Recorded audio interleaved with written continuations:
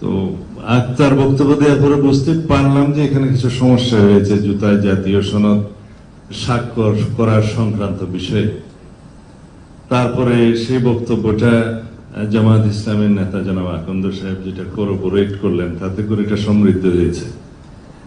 তার আগ পর্যন্ত যে সমস্ত নেতৃবৃন্দ বক্তব্য দিয়েছেন, তাতে আমার মনে হয়েছে যে জুলাই জাতীয় সনদ স্বাক্ষরের আগে এটা একটা ওয়ার্ম আপ প্রোগ্রাম।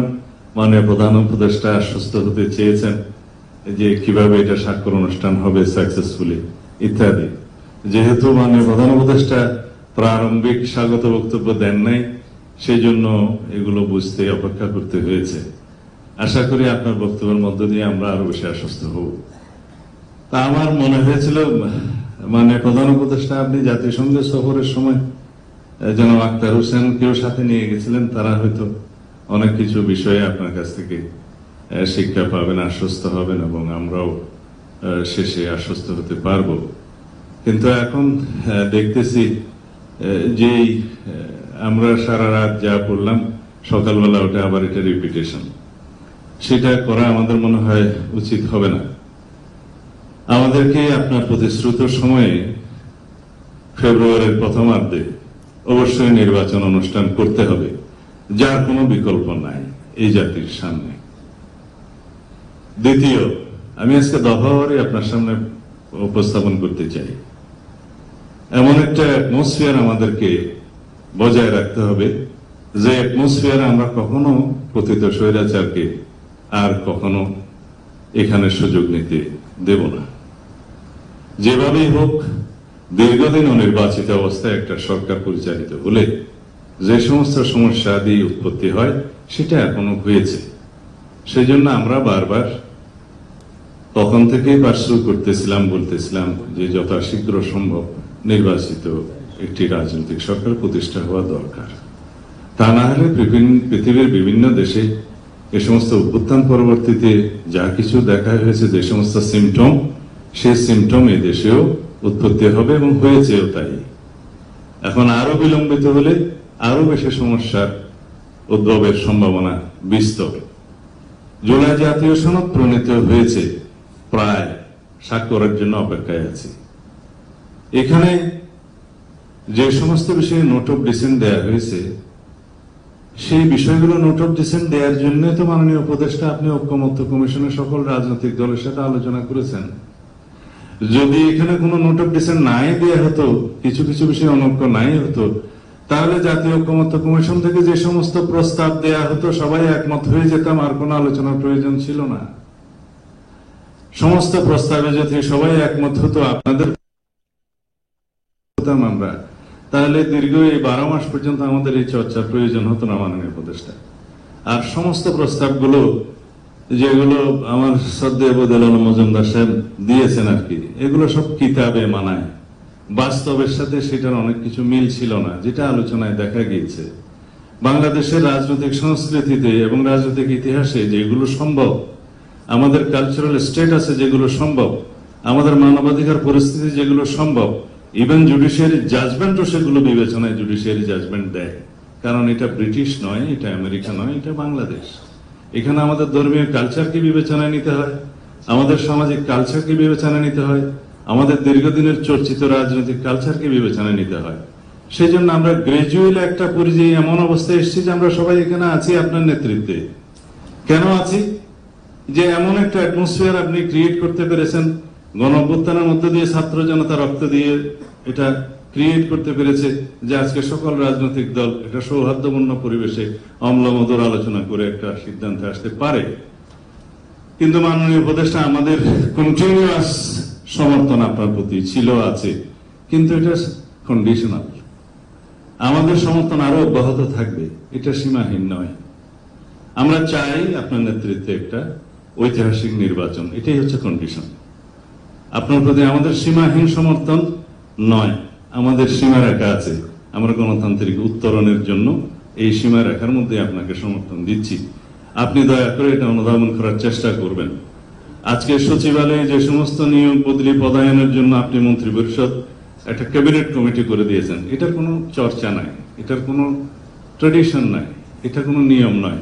তারা যা করছে পদোন্নতি নিয়োগ বদলির মধ্যে, সেটা ওখানে একটা রাজত্ব সৃষ্টি হয়েছে, আপনি খোঁজ নেবেন। আমরা খুব অসন্তোষ প্রকাশ করছি। তাছাড়া অন্যান্য বিষয়ে যাতে বাংলাদেশের সকল অর্গানে ব্যালেন্স থাকে, সেটা আপনাকে চেষ্টা করতে হবে মাননীয় প্রধান উপদেষ্টা। আমরা চাই না প্রতিরক্ষা বাহিনীগুলোর মধ্যে কোন রকমের ভারসাম্যহীনতা নষ্ট হোক। আমরা সেটা এফোর্ড করতে পারবো না এই মুহূর্তে। আমরা চাই আপনার সাথে প্রতিরক্ষা বাহিনীর সুসম্পর্ক বজায় থাকুক, রাষ্ট্রে একটা ব্যালেন্সড অবস্থা থাকতে হবে। আমরা নির্বাচনকে সামনে রেখে কোন রকমের ঝুঁকির মধ্যে আমরা যেতে চাই না, যেতে পারবো না, সেটা আমরা এফোর্ড করতে পারবো না। পতিত স্বৈরাচার এবং তাদের দোসর একটি দেশ এই সুযোগ নেওয়ার জন্য বসে থাকবে।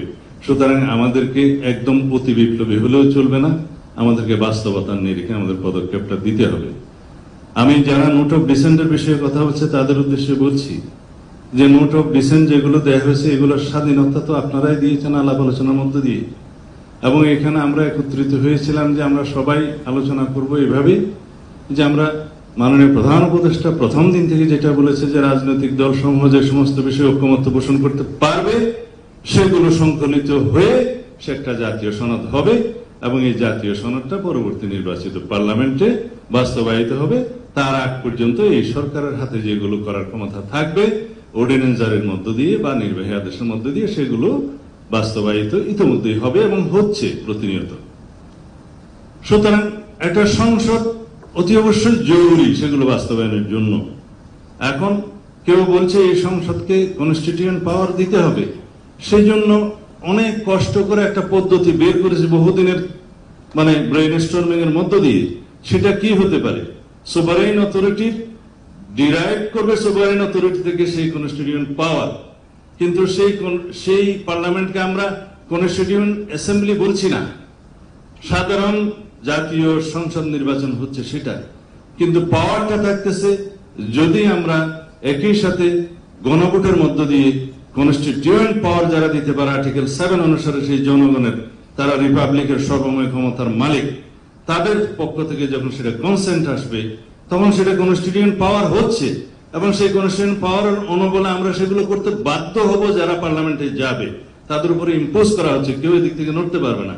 হ্যাঁ, সেই পার্লামেন্ট তার বাইরেও অনেক অ্যামেন্ডমেন্ট নিতে পারবে রাজনৈতিক অঙ্গীকার অনুসারে, জনমতের ভিত্তিতে আলাপ আলোচনার মধ্যে দিয়ে, বাট এগুলো তাদেরকে অবশ্যই নিতে হবে। সেটা ওখানে হচ্ছে, এই প্রক্রিয়ায় আমরা গেলাম। এখন একটা জাতীয় সংসদ নির্বাচনের 4 মাস বাকি, তার মধ্যে 2 মাস আগে তফসিল ঘোষণা করতে হবে, তার আগে থাকে 1.5-2 মাস। সেই সময়ের মধ্যে আরেকটা বিশাল আয়োজন জাতীয় সংসদের মধ্যে আয়োজন করা মাননীয় উপদেষ্টা বাংলাদেশের প্রেক্ষিতে সেটা কতটুকু বাস্তবায়ন এবং ফলাফলে কি? সারা সমগ্র দেশের জনগণ সংস্কারের জন্য বসে আছে, সংস্কারের পক্ষে সমস্ত রাজনৈতিক দল, সংস্কারের পক্ষে জাতি পক্ষে। এখানে নেগেটিভ ভোট কয়টা পড়বে হাতে গোনা যাবে, সবাই পজিটিভই দেবে। বাকি রইল নোট অফ কনসেন্টের জন্য। মাননীয় প্রধান উপদেষ্টা বলাই আছে যে সমস্ত রাজনৈতিক দল নির্বাচনী ইশতেহারে নোট অফ ডিসেন্ট গুলো উল্লেখ করে জনগণের ম্যান্ডেট প্রাপ্ত হবে, তারা সেইভাবে নোট অফ ডিসেন্ট গুলো বাস্তবায়ন করতে পারবে। এখন আমাদের কিছু নোট অফ ডিসেন্ট আছে, অন্য একটা দলের কিছু নোট অফ ডিসেন্ট আছে, তারা যদি সংসদে ম্যান্ডেট প্রাপ্ত হয়ে যায়, সেরকম মেজরিটি পায়, তাহলে তারা সেটা বাস্তবায়ন করবে। আমরা খুব বেশি বিষয় ওখানে উল্লেখ করিনি, কয়েকটা বিষয় আছে বাস্তবতার ভিত্তিতে করেছি। আমরা 70 অনুচ্ছেদে যখন প্রথম অনুচ্ছেদ 70 অনুচ্ছেদে আমরাই রাজি হই প্রথম নোট অফ ডিসেন্ট সহকারে, যে হ্যাঁ এমপিদের স্বাধীনতা 2 ক্ষেত্রে থাকবে না, অর্থ বিল এবং আস্থাভোট। বাকি অনেকে বলছে এটার সাথে সংবিধান সংশোধনও থাকতে পারে, এগ্রিড। আমরা বলছি তার সাথে আরেকটা থাকুক, যে দেশে যুদ্ধ পরিস্থিতির মতো কোনো পরিস্থিতি হলে সেই সময় যেন এমপিরা স্বাধীনভাবে ভোটটা দিতে না পারে দলের পক্ষে। এটা খুব মেজর কিছু নয়। প্রধান বিচারপতি নিয়োগের ক্ষেত্রেও একই। কেউ বলেছে আপিলেট ডিভিশন থেকে নিয়োগ করতে হবে, সেটা একটা ডেভেলপমেন্ট। আগে সেই বাধ্যবাধকতা ছিল না, যে কাউকে বানানো যেত। আমরা বলছি এটা এগ্রি, কিন্তু 2 জনের অপশনটা প্রেসিডেন্টের হাতে থাকা এই জন্যই ভালো, যে হঠাৎ করে যদি কেউ সিনহার মতো লোক এসে যায় সেই ক্ষেত্রে একটা অসুবিধায় পড়তে হবে জাতিকে। কারণ যে সমস্ত রিক্রুটমেন্ট হয়েছে জুডিশিয়ারিতে আপনারা সবাই জানেন যে আরো 15 বছর লাগবে এগুলো ক্লিন আপ হইতে। তো সুতরাং একটা অপশন থাকলো, এগুলোই নোট অফ ডিসেন্ট ছোটখাটো।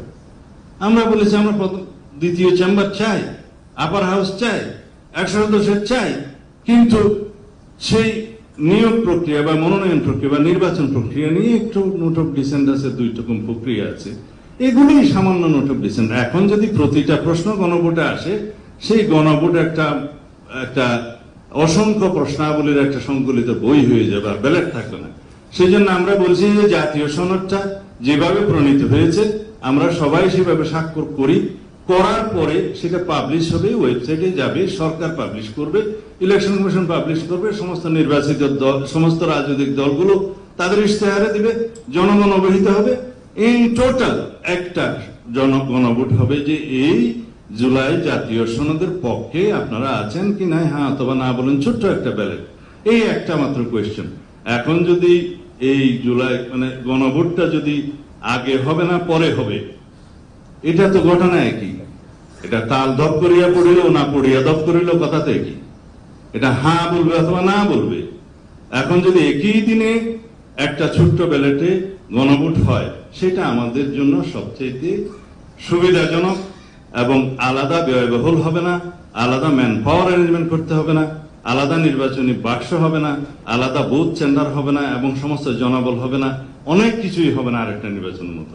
আমরা মনে করি যারা আগে গণভোট অনুষ্ঠানের জন্য পার্শ্ব করছে, সেটা অবশ্যই তাদের অধিকার আছে, কিন্তু এটা কতটা যৌক্তিক আপনারা সবাই একটু চিন্তা করে দেখবেন। এবং আমরা মনে করি সেটা নির্বাচন বিলম্বিত করার একটা প্রয়াসও হয়তো বা হতে পারে, আমাদের কাছে তাই মনে হয়। তো সুতরাং আমরা একটা সমাধানে যাই, মাননীয় প্রধান উপদেষ্টা।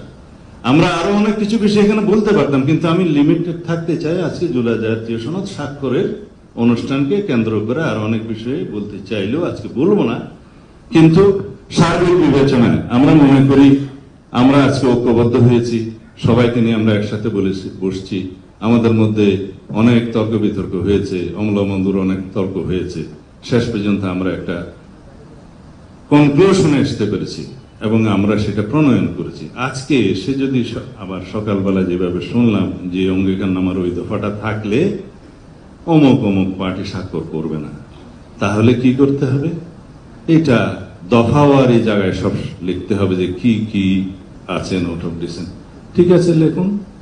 দফাওয়ারি জায়গার বিপরীতে যদি আপনি লিখতে চান, আপনার পৃষ্ঠা 40টা না হয়ে হয়তো 50টাতে উপনীত হবে, কারণ প্রত্যেকটা পিছে পিছে এক একটা প্যারাগ্রাফ আপনাকে একই কথাগুলো লিখতে হবে। কিন্তু অঙ্গীকারনামায় থাকলে সেটা লিখতে হতো না। সেকেন্ডলি আসলো গণভোট আগে না পরে, সেটা তো এখানে জুলাই জাতীয় সনদের অন্তর্ভুক্ত কোনো বিষয় নয়। জুলাই জাতীয় সনদ হচ্ছে একটা সনদ, সেটা স্বাক্ষরিত হবে। বাস্তবায়নের জন্য সুপারিশ যেটা করবেন সেটা জাতীয় ঐকমত্য পরিষদ কমিশন সরকারের কাছে রিকমেন্ডেশন দিবে যে এই প্রক্রিয়ার মধ্য দিয়ে এটা বাস্তবায়ন করা যায়। It is not part of the charter. July জাতীয় সনদের অংশ সেটা নয়।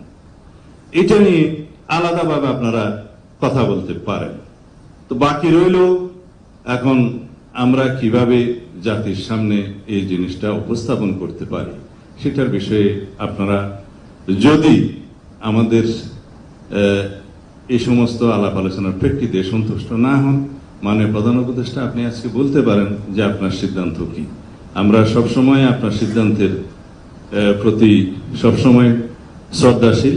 আশা করি আপনি জাতির ঐক্যের প্রতীক হিসাবে এবং বিশ্বের একজন বরেণ্য ব্যক্তিত্ব হিসাবে আপনি আপনার সিদ্ধান্তটা প্রকাশ করবেন। আমরা 17 তারিখে 4টার সময় জুলাই জাতীয় সনদে স্বাক্ষর করার জন্য প্রস্তুত আছি এবং আশা করি যেভাবে আমরা একত্রিত হয়েছি, একমত হয়েছি, চার্টারে আমরা with note of dissent clearly আমরা আটার করি, সেইভাবে আমরা সেটা দস্তখত করি, তাহলে পরে আমরা বিশ্বের কাছে একটা নজির স্থাপন করতে পারবো। আপনাদের সবাইকে ধন্যবাদ। আমার বক্তৃতা মনে একটু লম্বা হয়ে গেছে, ক্ষমা করবেন। ধন্যবাদ জনাব সালাউদ্দিন আহমদ। আমি মাননীয় সহ সভাপতির দৃষ্টি আকর্ষণ করছি যে সম্মানিত নেতৃবৃন্দের বক্তব্য